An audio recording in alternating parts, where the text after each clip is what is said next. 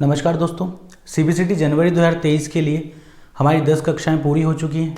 इसमें हमने input device output device के बारे में पढ़ लिया, साथ ही हमने प्रिंटर के बारे में पढ़ लिया और हमने पढ़ लिया लैंग्वेजेस के बारे में। हाई लेवल लैंग्वेज क्या होती है, लो लेवल लैंग्वेज क्या होती है, सबके बारे में हमने पूरी तरह से पढ़ लिया। आज हम लोग पढ़ने वाले हैं कंप्यूटर की मेमोरी के बारे में। किसके बारे में? मेमोरी के बारे में। मेमोरी का मतलब क्या होता है कि देखिए, कंप्यूटर को हम क्या देते हैं, दिशा निर्देश देते हैं। हमने जो भी दिशा निर्देश कंप्यूटर को दिए या जो भी डाटा हमने कंप्यूटर को दिया प्रोसेस करने के लिए, वो डाटा कंप्यूटर अपने अंदर किस तरीके से स्टोर करता है, यानी कि उसकी जो बुद्धिमत्ता जो होती है, उसकी संग्रहण क्षमता जो होती है, वो डिपेंड करती है उसकी मेमोरी पे। मान लीजिए कोई ऐसा बच्चा है जिसकी मेमोरी बहुत ज़्यादा क्या है, वीक है। आप उसे कुछ भी बात बता दो वो उसके दिमाग में स्टोर नहीं रहती, तो हम क्या बोलते हैं कि उसकी मेमोरी वीक है।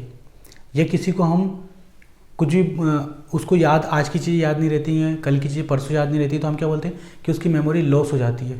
कोई भूल जाता है, बोलते हैं याददाश्त चली गई, मेमोरी लॉस होना, यानी कि कल का डाटा उसके दिमाग में किस तरीके से सेव है, वो क्या कहलाता है, मेमोरी कहलाता है। ठीक है, तो कंप्यूटर के पास भी मेमोरियाँ होती हैं।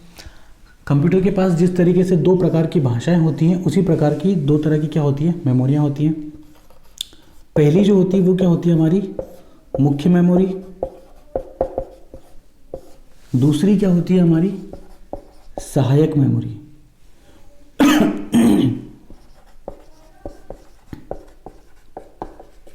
ठीक है, इसको एक और नाम से भी जाना जाता है, इसको बोला जाता है प्राथमिक मेमोरी। साथ ही इसको क्या कहा जाता है, सेकेंडरी मेमोरी। क्या कहा जाता है, सेकेंडरी मेमोरी। इसको इंग्लिश में कहा जाता है प्राइमरी मेमोरी, और अच्छा ये सेकेंडरी इंग्लिश होगा है, इसको क्या कहा जाता है, द्वितीयक मेमोरी। क्या कहा जाता है, द्वितीयक मेमोरी। इंग्लिश में इसको कहा जाता है प्राइमरी मेमोरी और इसको क्या कहा जाता है, सेकेंडरी मेमोरी। आगे इतनी बात समझ में, यानी कि कंप्यूटर के पास कितने तरह की मेमोरी होती हैं, दो तरीकों की, प्राइमरी मेमोरी, सेकेंडरी मेमोरी, मुख्य मेमोरी और एक सहायक मेमोरी। मुख्य मेमोरी क्या होती है, तो देखिए हमारा जो ये ब्रेन है, ये हमें कैसा मिला हुआ है, नेचुरली मिला हुआ है। अब अगर इसमें हम किसी डाटा को स्टोर करते हैं तो हमें किसी भी दूसरी चीज़ की ज़रूरत अभी नहीं पड़ेगी। लेकिन अगर डाटा बहुत ज़्यादा मात्रा में हो, जैसे यदि हमें कोई बोले कि एक व्यक्ति का नंबर याद रखो, तो हम आसानी से याद रख सकते हैं। लेकिन हमसे कोई बोले कि 10 व्यक्तियों के नंबर याद रखो, 50 व्यक्तियों के रखें, 100 व्यक्तियों के रखो, तो हमें कहीं ना कहीं दिक्कत होगी। तो हम क्या करते हैं, मोबाइल में नोट डाउन कर लेते हैं, सेव कर लेते हैं, डायरी में लिख लेते हैं, पेज में नोट कर लेते हैं। तो वो एक तरह का क्या हो जाता है, सहायक मेमोरी का हमारे लिए कार्य करता है। आगे इतनी बात समझ में। अब प्राथमिक मेमोरी जो कंप्यूटर की होती है, वो होती है दो तरीकों की। एक इसमें क्या हो जाती है, रैम, और दूसरी इसमें क्या हो जाती है, रोम। आगे इतनी बात समझ में। तो मुख्य मेमोरी यानी कि जो प्राथमिक मेमोरी कंप्यूटर की होती है, वो कितने प्रकार की होती है, दो प्रकार की। एक होती है रैम और दूसरी क्या होती है, रोम होती है। ठीक, अब इनको भी अगर हम देखें, इनको भी यदि हम लोग देख लें, तो ये रैम और रोम को भी हम एक सेकेंड यहाँ देख लेते हैं। रैम को अगर हम देखें तो रैम भी कितने प्रकार की होती है, दो तरीके की होती है। एक क्या होती है हमारी डी रैम, एक क्या होती है हमारी एस रैम। आगे इतनी बात समझ में। अब देखो रैम जो लिखा है मैंने, इस रैम का मतलब क्या होता है, सीबीसीटी कई बार सिर्फ यही क्वेश्चन पूछ लेता है कि रैम का मतलब क्या होता है। तो रैम का मतलब होता है रैंडम एक्सेस मेमोरी। क्या होता है, रैंडम एक्सेस मेमोरी। फिर लिखा मैंने नीचे रोम। रोम का क्या मतलब होता है, read only memory. Read only memory. एक बात ध्यान रखना, दोनों क्या है, प्राथमिक मेमोरी है, पर दोनों स्थायी मेमोरी नहीं है। दोनों क्या है, प्राथमिक मेमोरी है, पर दोनों स्थायी मेमोरी नहीं है। रैम एक अस्थायी मेमोरी है, यानी कि रैम क्या है, एक वोलेटाइल मेमोरी है। इंग्लिश में क्या बोलेंगे, वोलेटाइल मेमोरी है। और जो रोम है वो क्या है, एक स्थायी मेमोरी है। रोम क्या है, स्थायी मेमोरी है, और इसको इंग्लिश में बोलते हैं नॉन वोलेटाइल मेमोरी। रैम कितने प्रकार की होती है, दो, डायनामिक रैम और एक स्टैटिक रैम। डी से क्या हो जाएगा, डायनामिक, एस से क्या हो जाएगा, स्टैटिक रैम। फिर बात कर लेते हैं हम किसकी, रोम की। रोम की हम लोग बात करेंगे तो देखिए रोम भी डिवाइड होगा। रोम एक तरीके से डिवाइड हो जाएगा पीरोम में, ठीक है। फिर इसके बाद डिवाइड होगा ये ईपी रोम में। फिर उसके बाद ये हो जाएगा E E P ROM. Full form बता दूंगा इनके। पी रोम का मतलब क्या हो जाएगा? Programmable read only memory, erasable programmable read only memory, electrically erasable programmable read only memory. आगे इतनी बात समझ में, नोट डाउन करते जाओ, जितना नोट करोगे ये पूरी की पूरी रामायण आसानी से समझ में आ जाएगी। फिर से बता देता हूँ, P ROM programmable read only memory, EP ROM erasable programmable read only memory, फिर से एक ई आगे लगा दो, electrically erasable programmable read only memory. आगे इतनी बात समझ में, तो रैम और रोम इन दोनों के बारे में हमने आसानी से अभी क्या पढ़ लिया। इनका थोड़ा सा विस्तृत रूप से हम लोग क्या कर लें, चर्चा कर लें डी रैम और एस रैम पे, और इन तीनों रैम पे भी हम आसानी से क्या कर लें, थोड़ी सी चर्चा कर लें। आज की जो क्लास है उसमें हम सिर्फ पढ़ेंगे प्राथमिक यानी कि मुख्य मेमोरी के बारे में। सहायक मेमोरी पे जो लेक्चर आएगा वो हमारा क्या आएगा, कल आएगा। ठीक है, एक साथ इतना खाएंगे कन्फ्यूज़न हो जाएगी। ठीक है, अपच ना हो इसलिए सिर्फ हम सिस्टमेटिक ढंग से पढ़ेंगे, वो भी थोड़ा थोड़ा। तो अभी मैं आपको किसके बारे में बता देता हूँ, डायनामिक रैम और स्टैटिक रैम के बारे में आपको बता देता हूँ। ठीक है, तो इन दोनों चीज़ों पे हम लोग फोकस कर लेते हैं। किस पे? सबसे पहले डी रैम पे, उसके बाद एस रैम पे। डी रैम का फुल फॉर्म मैंने आपको बता दिया, डायनामिक रैंडम एक्सेस मेमोरी। देखिए रैम क्या होती है, एक तरह की अस्थायी मेमोरी होती है।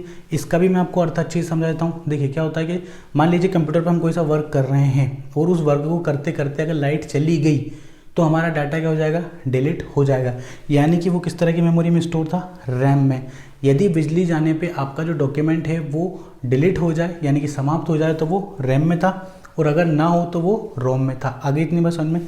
देखिए क्या होता है कि डी रैम के जो स्टोरेज सेल परिपथ जो होते हैं उनमें क्या लगा होता है, एक ट्रांजिस्टर लगा होता है। ट्रांजिस्टर किस तरीके से कार्य करता है, एक स्विच की तरह कार्य करता है।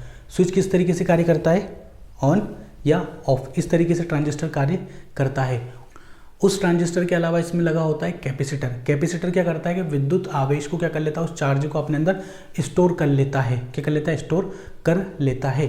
ठीक, फिर उसके बाद क्या होता है कि जो ट्रांजिस्टर हमारा जो लगा हुआ होता है और जो कैपेसिटर होता है, कैपेसिटर के अंदर क्या होता है कि चार्ज आवेशित तो रहता है, पर उस कैपेसिटर से हो सकता है कि चार्ज लीक हो जाए, है ना। तो अभी खाली हो जाएगा फिर वो डाटा पूरा, अगर वो लीक हो गया तो। इसीलिए इस जो डायनामिक रैम होती है बार बार इसको आवेश उसमें भरना पड़ता है। उस आवेश को भरने के लिए ही इसको बार बार रिफ्रेश करने की आवश्यकता होती है।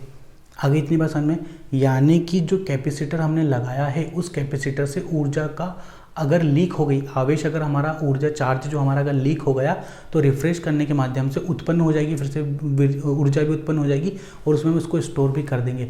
यही कारण है कि डायनामिक रैम को बार बार क्या किया जाता है, रिफ्रेश किया जाता है। आगे इतनी बात समझ में।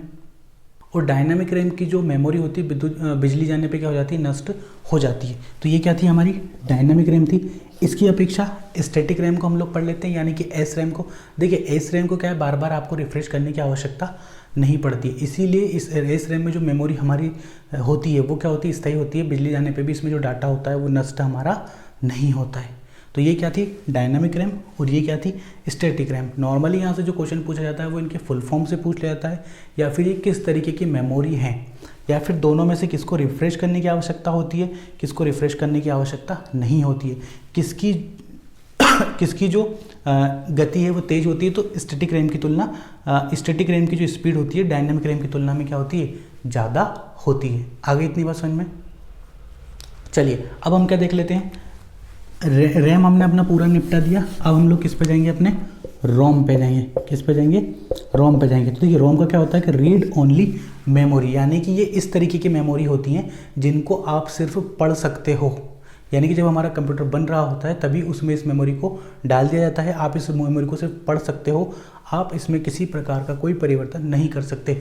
इसीलिए इसको लिखा गया है रीड ओनली मेमोरी, यानी कि आप इसको सिर्फ पढ़ सकते हो। विद्युत रहे विद्युत ना रहे उससे कोई फ़र्क नहीं पड़ता। बिजली रहेगी तो भी इसमें मेमोरी में डाटा रहेगा, और अगर बिजली चली गई तो भी मेमोरी से डाटा गायब नहीं होगा। ये कितने तरीके की हो जाती है हमारी, देखिए इसमें एक हो जाता है हमारा पी रोम, फिर एक आ जाता, ऐसे कर लेते हैं, फिर एक आ जाता है हमारा ई पी रोम, फिर एक आ जाता है ई पी रोम। ठीक, फिर एक आ जाता है हमारा एफ रोम यानी कि फ्लैश रोम। इसके बारे में भी नया बता देते हैं। देखिए ये 4 तरह की हमारी रोम हो जाती है। कितने तरह की रोम हो जाती है? 4 तरह की रोम हो जाती है। रोम के बारे में मैंने आपको बता दिया कि रोम एक स्थायी मेमोरी है, यानी कि यह एक किस तरीके की मेमोरी है? नॉन वोलेटाइल मेमोरी है। आगे इतनी बात समझ में। अब हम पढ़ेंगे इन चारों के बारे में। चलिए तो सबसे पहले हम लोग किस पे जाते हैं? पी रोम पे। पी रोम का जो फुल फॉर्म निकलेगा वो हमारे क्या निकलेगा? Programmable read only memory. क्या निकलेगा? Programmable read only memory. देखिए ये किस तरीके की मेमोरी होती है? ये इस तरीके की मेमोरी होती है कि इसमें जब डाटा को प्रोग्राम किया जाता है तो डाटा को इसमें स्थायी रूप से क्या कर दिया जाता है? स्टोर कर दिया जाता है। आगे इतनी बात समझ में। यानी कि रोम का पार्ट है तो जाहिर सी बात है कि डाटा इसमें स्थायी रूप से क्या किया जाएगा? स्थापित कर दिया जाएगा। आगे इतनी बात समझ में। पर क्या होता है कि ये जितनी जो मेमोरियाँ होती हैं, दूसरी जो मेमोरियाँ होती हैं, इनमें जो स्विच जो होता है हमारा, उसको ऑन या ऑफ की स्थिति में, अब ऑन या ऑफ की स्थिति जो होती है वो होती है 0 और 1।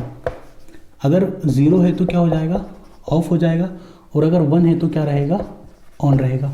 तो उनमें क्या होता है कि जो स्विच की जो स्थिति होती है वो ऑन या ऑफ होती है, लेकिन इसमें क्या होता है कि स्विच को ऑन की स्थिति में ही छोड़ा जाता है। ऑन की स्थिति में इसमें स्विच को छोड़ा जाता है। किसमें? प्रोग्रामेबल रीड ओनली मेमोरी में। आगे इतनी बात समझ में। और इसमें जो डाटा एक बार आपने अगर लिख दिया तो उस डाटा को आप क्या नहीं कर सकते? एडिट नहीं कर सकते, उसमें किसी तरह का आप कोई सा परिवर्तन नहीं ला सकते हैं। ठीक है, तो ये क्या हो गई? हमारी पी रोम हो गई। आगे इतनी बात समझ में। अब क्या जाएगी हमारी ईपी रोम। ईपी रोम का फुल फॉर्म क्या बताया था मैंने आपको? Erasable programmable read only memory. Erase का मतलब क्या होता है? मिटाना। इरेजर होती है, बचपन में रबर का यूज़ करते हैं, वो क्या होती है? इरेजर। यानी कि इरेजर के माध्यम से हम किसी चीज़ को मिटा सकते हैं और उसकी जगह पे दूसरी चीज़ लिख सकते हैं। ये क्या होती है? इरेजर होती है। यानी कि क्लियर यहाँ से ये बात समझ में हो रही है कि इसमें जो प्रोग्राम जो लिखा हुआ है, इसमें जो डाटा स्टोर है पहले से, इस मेमोरी के अंदर जो डाटा स्टोर है, आप उसको इरेज कर सकते हैं। क्या कर सकते हैं? इरेज करते हैं। तो स्पष्ट सी बात एक निकल के यहाँ पे ये आ रही है कि erasable programmable read only memory में जो डाटा स्टोर है उसको आप इरेज करके उसकी जगह पे नया डाटा लिख सकते हैं। किसमें? ईपी रोम में। आगे बढ़ते हैं। Electrically erasable programmable read only memory, यानी कि इलेक्ट्रिकली इरेज। ठीक है, देखिए पेन ड्राइव है। पेन ड्राइव देखिए आप लोगों ने, पेन ड्राइव इलेक्ट्रिकल डिवाइस है ना, उसमें जो डाटा होता है इलेक्ट्रिकली सेव होता है, पर उसके डाटा को हम नष्ट भी कर सकते हैं और उसमें फिर से डाटा स्टोर भी कर सकते हैं। तो ईईपी रोम का जो सबसे बढ़िया जो उदाहरण है वो क्या हो जाएगी? Pen drive. पेन ड्राइव वैसे तो सेकेंडरी डिवाइस है ना, सेकेंडरी स्टोरेज डिवाइस है, पर वो ईईपी रोम का बहुत शानदार क्या है? एक उदाहरण भी है। इसमें इलेक्ट्रिकली माध्यम से डाटा को इरेज कर दिया जाता है और फिर से नया डाटा भी उसमें स्टोर कर दिया जाता है। तो ये क्या हो जाएगी? हमारी electrically erasable programmable read only memory. ठीक है, फिर क्या जाएगी? हमारी फ्लैश रोम। एफ रोम का मतलब क्या हो जाएगा? फ्लैश रोम हो जाएगा। तो ठीक है, फ्लैश रोम के बारे में भी हम लोग देख लेते हैं। तो देखिए फ्लैश रोम में क्या होता है कि नॉर्मली ये क्या होती है? ईईप्रोम की तरह ही होती है एक मेमोरी, पर इसमें क्या होता है कि जो सूचना होती है वो एक एक बाइट के हिसाब से नहीं लिखी जाती है, बल्कि एक बार में पूरा एक ब्लॉक लिख दिया जाता है। इसकी जो स्पीड होती है नॉर्मली ईईप्रोम की अपेक्षा थोड़ी क्या होती है? ज़्यादा होती है, और इसको कम वोल्टेज की आवश्यकता होती है। नॉर्मली इसको ना ही पढ़ाया जाता है और ना ही इसका उपयोग किया जाता है। किसका? फ्लैश रोम का, यानी कि फ्लैश रीड ओनली मेमोरी का उपयोग ज़्यादा नहीं किया जाता है। तो ये क्या हो गई थी हमारी पूरी प्राइमरी मेमोरी हमने, यानी कि पूरी मुख्य मेमोरी हमने पूरी पढ़ ली। प्राथमिक मेमोरी के बारे में आज हमने पूरी चर्चा कर ली। कल हम किसके बारे में पढ़ेंगे? सेकेंडरी मेमोरी के बारे में पढ़ेंगे। उससे पहले मैं आपको बता दूं कैशे मेमोरी के बारे में भी, कि कैशे मेमोरी क्या होती है, इसका क्या यूज़ होता है, क्योंकि कैशे मेमोरी से कहीं ना कहीं क्वेश्चन सीबीएसई में हमेशा आ ही जाता है। तो चलिए देखते हैं कैशे मेमोरी के बारे में भी। चलिए बात कर लेते हैं किसकी? कैशे मेमोरी की। किसकी बात कर लेते हैं? कैशे मेमोरी की। तो देखिए जो कैशे मेमोरी हमारी होती है वो मुख्य मेमोरी, यानी कि जो मेन मेमोरी होती है और जो प्रोसेसर होता है इसके बीच में स्थित होती है। किसके बीच में स्थित होती है? मुख्य मेमोरी और प्रोसेसर के बीच में स्थित होती है। आगे इतनी बात समझ में। और एक और बात बता देता हूँ। देखिए प्रोसेसर को मुख्य मेमोरी से किसी भी डाटा को पढ़ने में लगभग कितना समय लगता है? 180 नैनोमीटर का। कितना? 180 नैनो सेकेंड का, सॉरी 180 नैनो सेकेंड का समय लगता है किसको, प्रोसेसर को किसी भी मुख्य मेमोरी से किसी भी मुख्य मेमोरी का डाटा पढ़ने में 180 नैनो सेकेंड का टाइम लगता है। जबकि यदि कैशे मेमोरी से किसी डाटा का बार बार उपयोग किया जाता है तो उस डाटा को पढ़ने के लिए कितना समय लगता है, सिर्फ 45 नैनो सेकेंड का। कितने का, सिर्फ 45 नैनो सेकेंड का। यानी कि यहाँ से एक बात स्पष्ट हो रही है, क्या बात स्पष्ट हो रही है कि जो कैशे मेमोरी जो होती है इसकी जो गति होती है अन्य मेमोरी की तुलना में क्या होती है, बहुत ज़्यादा तीव्र होती है। क्या होती है, बहुत ज़्यादा तीव्र होती है। ये स्टैटिक चिपों का यूज़ करती है। जो कैशे मेमोरी जो होती है स्टैटिक चिपों का यूज़ करती थी। स्टैटिक रैम, अभी हमने पढ़ा, स्टैटिक रैम चिपों का यूज़ ये करती है ना। डायनामिक रैम भी पढ़ा हमने और स्टैटिक रैम भी पढ़ा। डायनामिक रैम की तुलना में स्टैटिक रैम की गति क्या होती है, ज़्यादा होती है, और ये उसी का यूज़ करती है। किसका, स्टैटिक रैम का यूज़ ये करती है। आगे इतनी बात समझ में। एक और बात, यदि प्रोसेसर को कोई डाटा लेना हो, यदि प्रोसेसर को किसी डाटा की आवश्यकता हो और अगर वो डाटा कैशे मेमोरी में संग्रहित हो, अगर वो डाटा कैशे मेमोरी में संग्रहित हो तो जो प्रोसेसर होता है मुख्य मेमोरी की अपेक्षा वो डाटा किससे लेने में ज़्यादा तवज्जो देगा, किसको ज़्यादा तवज्जो देगा, मुख्य मेमोरी की अपेक्षा कैशे मेमोरी को ज़्यादा तवज्जो देगा। कौन, प्रोसेसर। क्योंकि डाटा को वहाँ से लेके आने में जो समय जो लगता है ना, काफ़ी समय की क्या हो जाती है, बचत हो जाती है। कैशे मेमोरी जो होती है उस डाटा को बहुत तीव्र गति से प्रोसेसर को दे देती है। दूसरी एक और बात, कैशे मेमोरी का कार्य क्या होता है, देखिए मान लीजिए मुख्य मेमोरी से प्रोसेसर ने कोई सा डाटा मांगा प्रोसेस करने के लिए, प्रोसेसर ने किसी डाटा को प्रोसेस करने के लिए मुख्य मेमोरी से वो डाटा जब मांगा तो उसकी जो गति होती है प्रोसेसर तक आते आते क्या हो जाती है, धीमी हो जाती है। उस गति को बढ़ाने के लिए ही बीच में कैशे मेमोरी को रखा जाता है ना, ताकि जो उसकी गति है वो क्या बढ़ा दे, कैशे मेमोरी उसकी गति को बढ़ा दे और वो प्रोसेसर तक चला जाए और डाटा बहुत जल्दी क्या हो जाए, प्रोसेस हो जाए। तो ये क्या थी, हमारी कैशे मेमोरी थी। कैशे मेमोरी से क्वेश्चन आ ही जाता है। तो ये हमने कैशे मेमोरी पढ़ ली, साथ ही हमने क्या पढ़ ली, मुख्य मेमोरियाँ भी पढ़ ली। आज की क्लास में इतना ही। कल जो क्लास होगी उसमें हम लोग क्या पढ़ लेंगे, सहायक मेमोरी, यानी कि हार्ड डिस्क क्या होती है, फ्लॉपी डिस्क क्या होती है, डिस्क ड्राइव क्या होती है, CD, DVD है ना, पेन ड्राइव, इन सब के बारे में हम लोग अगली जो क्लास आएगी उसमें पढ़ लेंगे। इतने को नोट कीजिए, इसको रिवीजन कीजिए, अच्छे से नोट्स बनाइए, CPCT क्लियर कीजिए और मुझे उस चीज़ का मैसेज करिए, फ़ोन करिए। ठीक है, आज की क्लास में इतना ही। मिलते हैं अगली क्लास में, तब तक अपना ध्यान रखिए, चैनल को सब्सक्राइब जरूर कीजिए। ठीक है, अभी हम लोग कल हम इसका जो करेंगे हो गया, ठीक है, वो चीज़ें कर लेंगे और अभी आपके जो MCQ है वो भी हम फटाक से आपको दे देंगे। आज की क्लास में इतना ही। अपना ध्यान रखिए, सुरक्षित रहिए, चैनल को सब्सक्राइब कीजिए। जय हिंद, वंदे मातरम।